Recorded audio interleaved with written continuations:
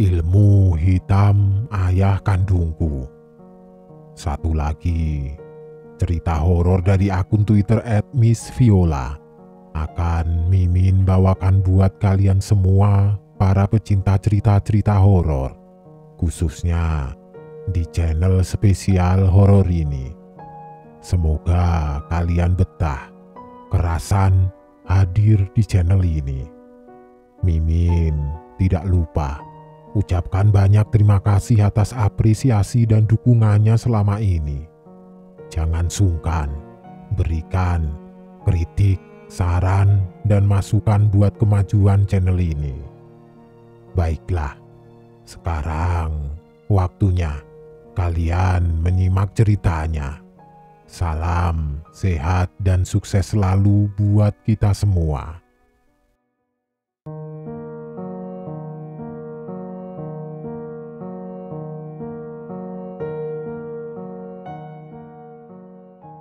Sebelumnya, aku sudah pernah bercerita kalau aku dijual orang tua kandungku.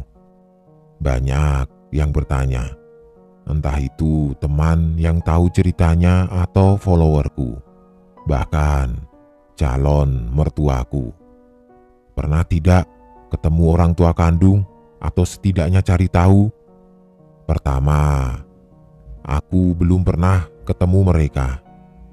Kedua, aku tidak mau ketemu mereka. Ketiga, aku sudah cari tahu tentang mereka sejak aku SMP dan tidak pernah dapat jawaban. Sampai di saat meninggalnya papa angkatku. Juli 2019. Dalam adat Tionghoa, jasad orang meninggal itu tidak harus langsung dimakamkan. Biasanya disemayamkan di rumah duka sekitar 3-7 hari. Semuanya masih baik-baik saja, sampai sehari sebelum papa dimakamkan. Malamnya, keluarga papaku berseteru dengan keluarga mamaku. Perseteruannya, kupikir tidak usah aku ceritakan. Masalah pribadi dalam keluarga. Akhirnya, itulah kali terakhir kami ketemu papa.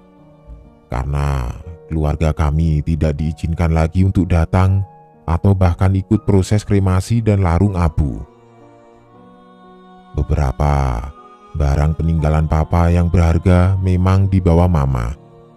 Dan itu jadi masalah baru. Karena keluarga mereka menuntut barang itu dikembalikan, sedangkan kami juga menuntut hak kami sebagai istri dan anak. Singkat cerita, setelah dikremasi biasanya abu disemayamkan lagi, kurang lebih 3 hari. Sehari sebelum proses larung abu membuang abu ke laut, aku merasa tidak tenang di rumah. Rasanya takut sekali. Bukan karena rumah terasa sepi atau kosong, karena banyak sepupu dan tante yang menemaniku dan mama. Aku gambarkan denah rumahku, biar kalian tidak bingung. Jadi, waktu itu aku sudah tidur di kamarku. Karena kalau aku tidur itu tidak gampang kebangun, aku santai saja tidurnya. Sampai tiba-tiba kakak sepupuku, Cik Ana, menindihi badanku biar bangun. "Bangun, bangun, itu loh, suara apaan itu?" kata Cik Ana. "Apa sih? Suara apa? Tidak ada apa-apaan," kataku. Apaan itu? Makanya kalau dikasih tahu itu percaya. Ada suara kan? Aku tadi lagi nonton TV, terus dari atas ada bunyi ngik-ngik, seperti suara ayunan kalau digoyangin itu loh. Mana ada ayunan di atas? Memang mama beli ayunan? Kan aku bilang seperti. Kupikir beneran punya ayunan. Ke atas Gih, cek, aku bawain senter nih. Aku sendiri. Yang bener. Cik, gak mau ah, kamu aja sana." Tiba-tiba terdengar suara itu lagi. "Mama," kataku berteriak memanggil mama. Jangan ninggalin aku," teriak Ci Ana. Dari kamar, aku langsung lari turun ke bawah sekencang-kencangnya karena kaget. Di bawah ada tanteku Ikme, sepupuku Ardi, dan mama. Kaget karena aku berteriak-teriak. "Kenapa Ci?" kata Ardi. "Di lantai 3 ada suara berisik barang jatuh sama besi berbunyi ngik ngik ngik begitu." "Ah, masa sih? Suara apa itu?" tanya mama. "Ya nggak tahu. Kalau kita tahu ya tidak panik mah," kataku. "Ya nggak tahu. Kalau kita tahu ya tidak panik," kata Ci Ana. "Lah, kenapa tidak dicek? Kalau maling bagaimana?" kata Ikmi. "Ya kalau maling digebukin. Kalau bukan maling, mau gebukin siapa?" kata Ci Ana lagi. "Ya sudah, ayo cek saja," ajak mama. Baru sampai lantai 2 suara itu muncul lagi.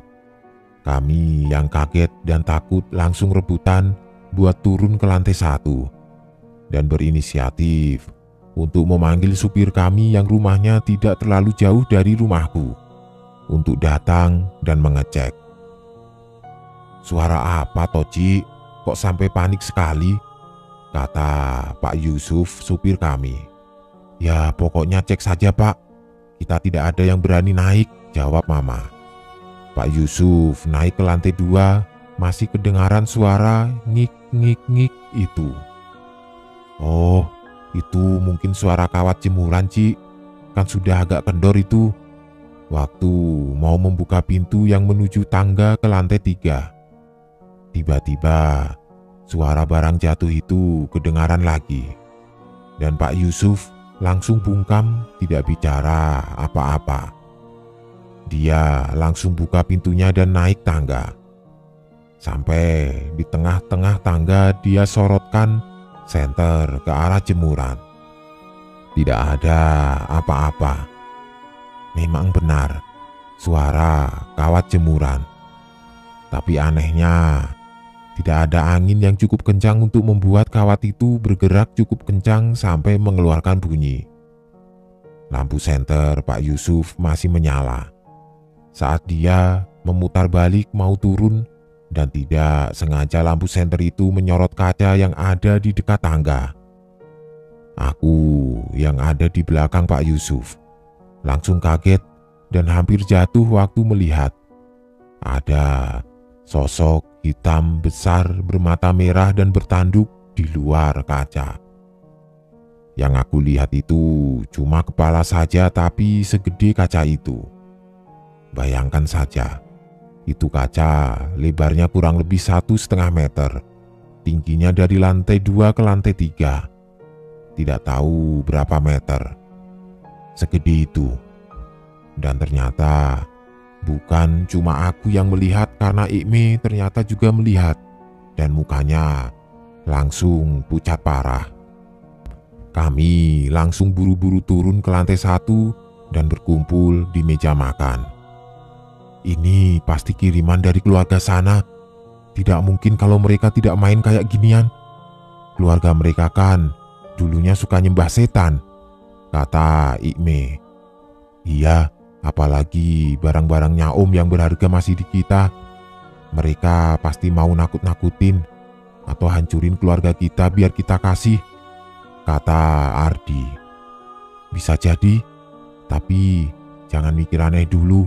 Soalnya ntar takutnya tidak seperti yang kita pikirkan, jatuhnya malah fitnah," jelas mama. Aku yang masih kaget dan gemetaran tidak bisa ngomong apa-apa, karena aku yakin sekali sosok itu sosok jahat, bukan ecek-ecek. Hari berikutnya, hari di mana Abu Papa dilarung ke laut, gangguan ke rumah semakin menjadi-jadi. Mulai dari listrik mati, tapi cuma di rumah kami. Malam itu beneran gelap gulita di rumah. Kami cuma pakai penerangan lilin malam itu. Tapi aneh, waktu itu masih jam 8 malam dan kami sudah mengantuk sekali. Sehingga kami ketiduran di ruang TV. Cuma ada satu lilin yang kami taruh di meja kaca. Sekitar jam 12 malam, aku dan yang lain kebangun karena sesak nafas dan ngap sekali. Bangun-bangun, kaget dan panik. Karena ada 2 kursi dan 1 lemari plastik yang sudah kebakar. Dan ruangan dipenuhi asap tebal. Karena panik dan kaget ditambah efek bangun tidur, kami jadi susah mikir. Apalagi sudah benar-benar dikepung asap. Cuma Ardi yang waktu itu dia ingat ada pintu keluar di lantai 2 untuk menuju ke teras. Dia buka pintu itu dan asap langsung bisa keluar. Aku, Ardi dan Ciana langsung ke kamar mandi ambil air untuk menyiram semua barang yang kebakar. Ikmi dan Mama di teras berteriak-teriak minta tolong. Beruntung, api bisa dipadamkan. Tetangga-tetangga mulai berdatangan dan berkumpul waktu kami sudah bisa turun ke bawah untuk mencari udara segar. Semua tetangga berusaha menenangkan kami, memberi kami minum, memberi handuk basah, dan ada beberapa bapak-bapak yang masuk ke dalam rumah untuk memastikan semua aman. Aku bersama Ardi yang waktu itu masih bisa cooling down. Tiba-tiba mendengar suara ketawa yang gede sekali dan rasanya menggema di telinga. Kami mencoba mencari sumber suara dan ternyata dari lantai 3 ada sosok itu yang mengintip ke arah kami. Kita ngungsi ke tempat Kok Freddy saja ya. Aku sudah telepon. Ini kita mau dijemput, kata Ciana. Oke, segera suruh jemput. Cepet, kataku. Sesampainya di rumah Kok Freddy, kami pun menceritakan kronologi lengkap kejadian kebakaran itu. Ini sudah kelewatan, tidak mungkin ini tidak sengaja. Lilin tuh di atas meja kaca dan ditatakin pakai piring beling. Ini pasti ulah keluarga mereka, kata Ikmi. Sudah, gini saja. Kita panggil orang gereja untuk persekutuan di rumah. Rutin seminggu sekali, biar dijauhkan dari yang jahat, usul Kok Freddy. Besoknya, Mama mengundang pendeta dari gereja kami dan kelompok persekutuan Mama untuk mengadakan persekutuan rutin mingguan di rumah. Setelah sebulan mengadakan persekutuan, kondisi rumah mulai kondusif. Gangguan mulai berkurang, tapi kami tetap tidak berani tidur sendiri-sendiri. Setiap tidur selalu berkumpul di kamar Mama atau menggelar kasur besar dan tidur rame-rame di ruang TV. Bahkan setiap mudik pun, aku yang kalau di Jogja selalu berani tidur sendiri. Setiap pulang, tidak berani tidur di kamar sendiri karena takut. 14 September 2019. Sudah 2 bulan sejak kepergian Papa. Hari itu aku lagi capek sekali karena kerjaan lagi gila banyak sekali. Kalau bisa tidak dikerjakan, pasti aku tidak akan mengerjakan. Pulang kantor sekitar jam 9 malam. Aku sudah lemas sekali. Pengennya langsung mandi terus tidur. Tapi di perjalanan dari kantor ke kos, aku merasa seperti ada yang mengikuti. Lebih tepatnya, seperti ada yang mengintai. Dan itu terjadi selama seminggu penuh. Sampai aku ketemu satu temanku, Inggi, yang lagi ada dinas ke Jogja. Kamu tidak kenapa-kenapa kan, Vi? Tanya Inggi. Tidak kenapa-kenapa? Memangnya bagaimana? Tanyaku. Ya maksudku kamu oke kan? Iya, aku sih Yes, aku sudah lemas selemas-lemasnya. Entah kenapa jadi mager bicara banyak. Aku benar-benar seperti kehabisan tenaga padahal sudah tidak terlalu banyak pekerjaan 3 hari itu. Dan aku setiap ngaca selalu merasa aku kelihatan seperti orang lain. Akhirnya Nino pun datang dan langsung berkata, "Ya Tuhan, Mbak Vi, kenapa? Mbak, kamu tidak merasa kamu diikutin? Aku cuma seminggu ini kerasa seperti ada yang memperhatikan terus sih. Memang ada yang ngikutin?" tanyaku. "Mbak, ini tidak beres deh Mbak kayaknya. Dia sepertinya punya niat jahat sama Mbak." "Mbak, kamu beneran tidak lihat apa-apa?" tanya Nino lagi. "Sumpah tidak." Aku mengambil cermin dari tasku dan ngaca. Sialan, apalagi nih? Tak pikir tuh ada yang memperhatikan aku. Jatuh cinta terpesona sama aku apa gimana? Lah kok setan lagi, setan lagi. Ah, setan. Kok kamu tidak lihat sih Mbak? Tidak kerasa apa? Ini sudah nempel setengah ke kamu loh. Sudah masuk setengah. Jahat ini pasti Mbak, kata Nino. Yang aku dan Nino lihat itu perempuan mukanya rusak pakai kebaya merah, jarik merah, selendang merah, disanggul rambutnya. Aku benar-benar speechless dan tidak tahu ini makhluk dari mana. Niatnya apa kok bisa-bisanya aku sampai tidak sadar dia sudah masuk setengah ke badanku. Jadi yang selama ini aku lihat setiap ngaca itu dia, bukan aku. Tapi kok aku tidak sadar? Karena sudah mulai terganggu 4 hari setelah ketemu Inggi dan Nino itu, aku pulang ke rumah, ambil cuti 5 hari dari kantor. Niatku adalah untuk ketemu guruku, untuk bertanya ini kenapa dan bagaimana. Waktu itu pikiranku arahnya ke keluarga papaku. Mungkin mereka masih mencari cara untuk menghancurkan kami, dan kali ini melalui aku. Waktu ketemu guruku itu, aku cuma disuruh untuk mencari tahu silsilah keluarga kandungku. Dan setelah itu, kembali ke guruku lagi. Aku tidak mengerti tujuannya buat apa. Tapi akhirnya aku iyakan saja. Aku mulai bertanya ke mamaku. Mamaku cukup kaget, tapi mama tetap memberitahu. Kalau kamu memang mau tahu, coba tanya Mak Yang. Mak Yang yang tahu, karena dulu yang nawarin kamu ke mama tuh Mak Yang. Mak Yang itu sepupunya nenekku. Sekarang usianya sudah hampir 92 tahun, tapi masih sehat sekali. Mak Yang tinggal di Surabaya. Jadi aku memutuskan untuk berangkat ke Surabaya malam itu juga naik kereta. Paginya aku dijemput Kim Shin, anaknya Mak Yang, di stasiun dan langsung meluncur untuk ketemu Mak Yang. Dan singkat cerita, setelah ketemu, aku langsung to the point saja karena waktu cutiku cukup singkat. "Kamu kenapa Nok? Kok mau tahu?" tanya Mak Yang. "Tidak apa-apa Mak, cuma penasaran saja," jawabku.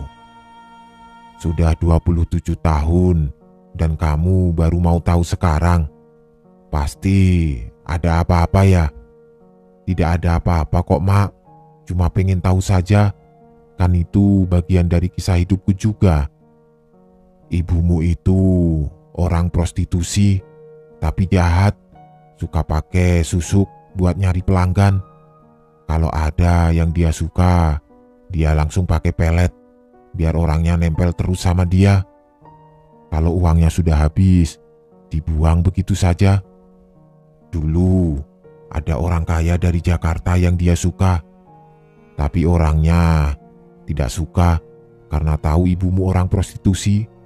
Jadi dia datang ke dukun, mau minta orang itu dipelet. Dukunnya itu tidak minta uang. dia minta anak dari ibumu. Lah, karena ibumu sudah gelap sama harta, dia mau-mau saja begituan sama si dukun itu, sampai akhirnya hamil. Dan anaknya itu, ya kamu. Jadi dukunnya itu ya bapakmu. Ibumu taunya anak ini mau dirawat sama si dukun, tapi ternyata kok ya tidak. Ibumu ngonangi dia lagi ngobrol sama demit. Katanya bentar lagi darah dagingnya penerusnya lahir. Lah, ibumu mungkin ya karena dia tidak tega, dia minggat pergi, tidak mau anaknya dijadikan tumbal atau malah jadi penerus dukun edan itu. Tidak sengaja ibumu nyampe depan rumah mak, sudah mau lahiran itu. Mak bawa ke bidan. Lah kok ibumu tahu-tahu bilang suruh bawa pergi yang jauh arek ini. Mak waktu itu ya bingung. Akhirnya mak ngabari mamamu dan mamamu mau.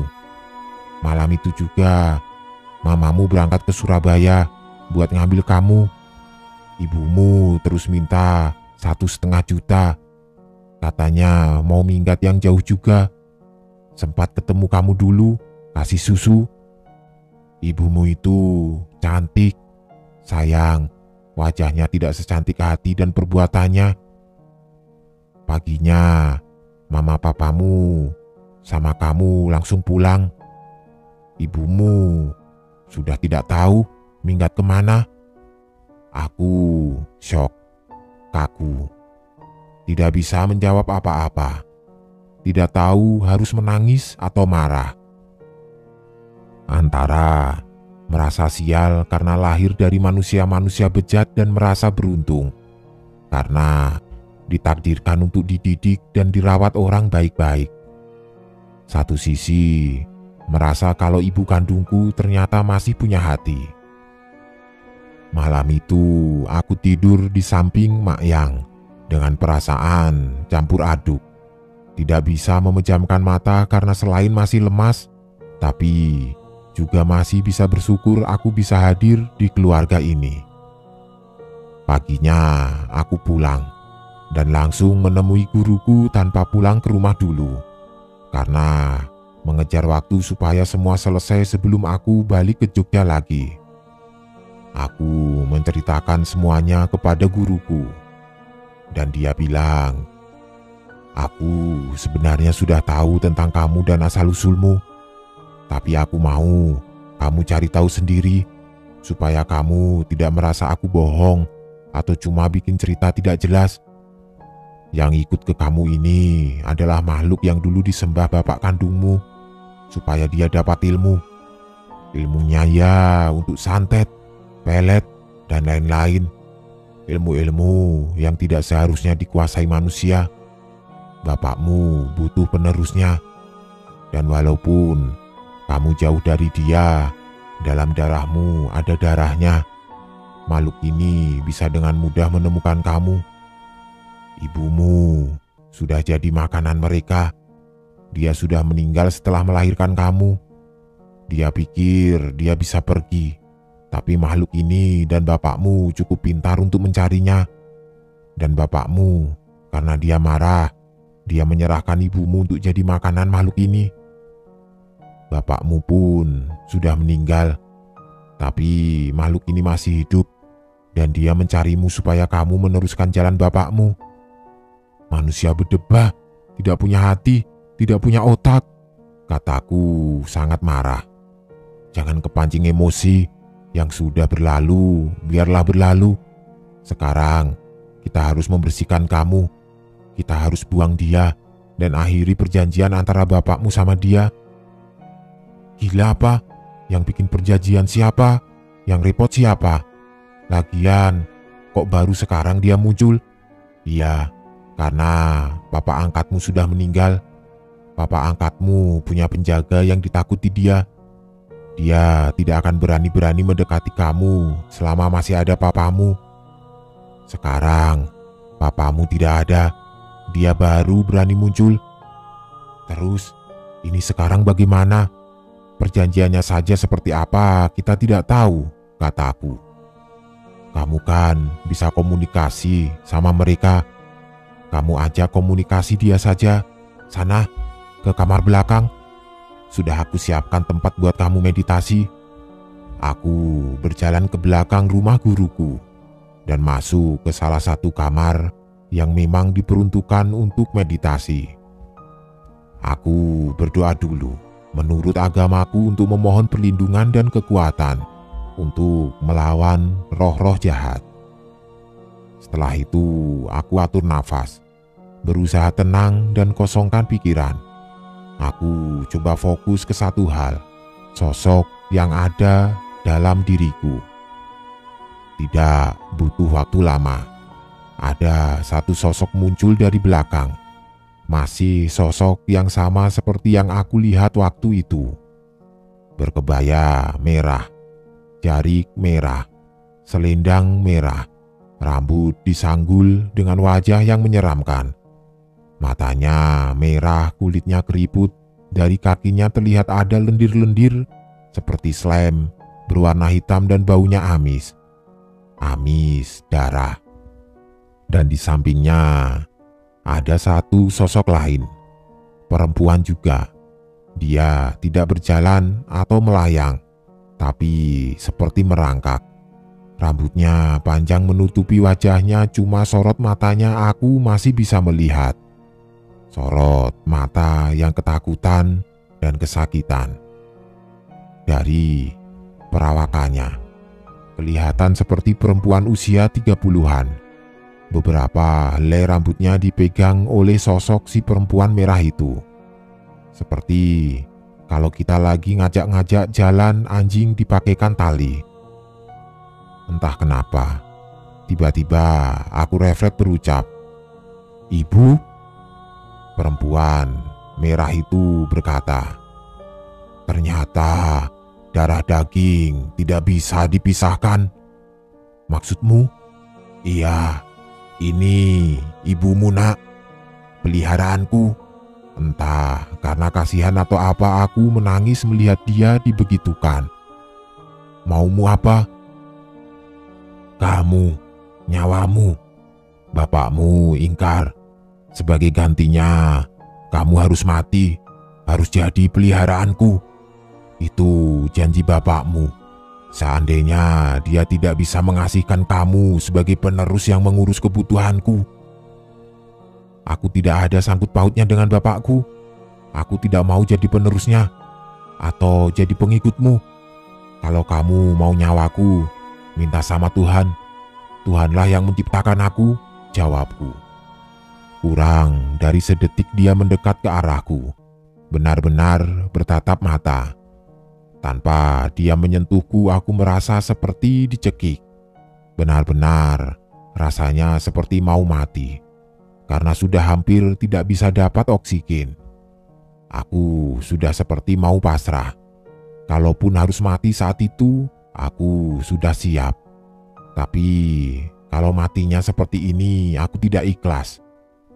Dengan sisa tenaga yang aku punya, aku berusaha menutup tanganku untuk ambil posisi berdoa. Susahnya setengah mati, tapi aku tidak kehilangan harapan.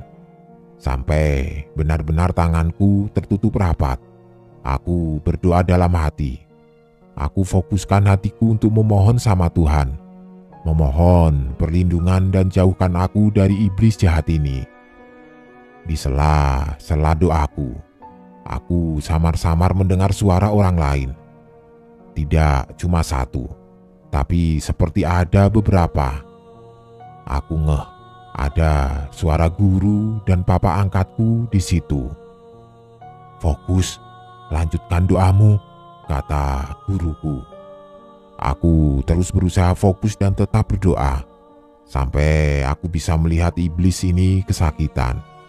Dari ubun-ubunnya keluar asap. Sedetik kemudian ada api dari ubun-ubunnya. Aku tetap fokus dan berdoa.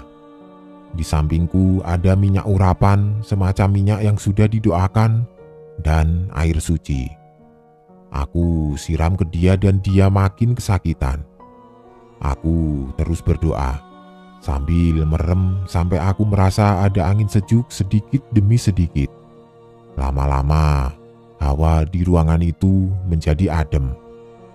Waktu aku membuka mata, aku lihat di depanku juga ada guruku lagi berdoa juga. Sesungguhnya, perjanjian antara iblis dengan manusia itu tidak bisa dipatahkan, tapi bisa dimusnahkan dengan kekuatan doa. Aku bangga sama kamu. Kamu sekarang hebat, kata guruku. Hebat bagaimana? Tidaklah, kekuatan doa dan Tuhan yang hebat. Aku cuma manusia biasa yang terlahir cantik. Guruku tidak menjawab, cuma menabokku pakai sendal. Sejak saat itu aku jadi bisa kembali ceria. Walaupun jujur, sebagai manusia biasa, aku masih menyimpan rasa sakit hati dan kecewa. Tapi sejauh ini aku merasa lebih lega dan beruntung.